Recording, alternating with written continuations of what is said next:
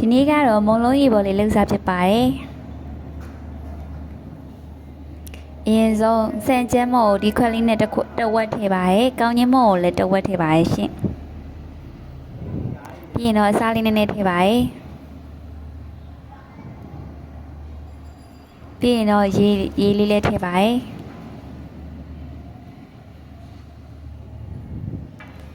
အစားဇွန်းနဲ့မွေမလုပ်တာပေါ့နော်ဇွန်းနဲ့မွေကအဆင်မပြေတဲ့အတွက်လက်နဲ့ပဲမွေလိုက်ပါတယ်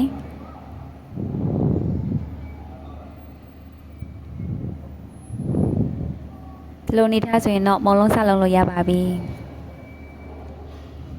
မုံလုံးထဲမှာထည့်ရတဲ့အတွက်ထညက်လေးကိုလည်းကက်ကြီးနဲ့ကိုက်ထားပါတယ်မုံလုံးရေပေါ်ကတကြမ်းမလုံးရတယ်ဆိုပေမဲ့ညီမကကြတော့စားကျင်တဲ့အတွက်ကြောင့်လှုပ်စားဖြစ်ပါတယ်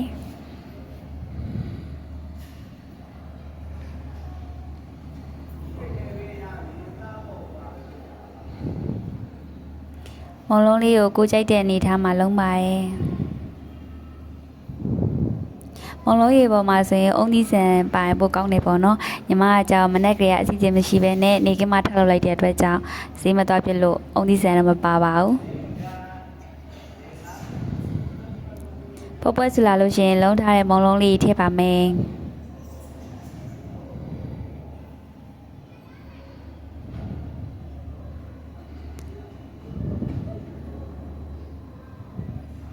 မုံလုံးလေးအပေါ်တက်လာလို့ရှိရင်တော့ရပါပြီစားကြပါအောင်ရှင်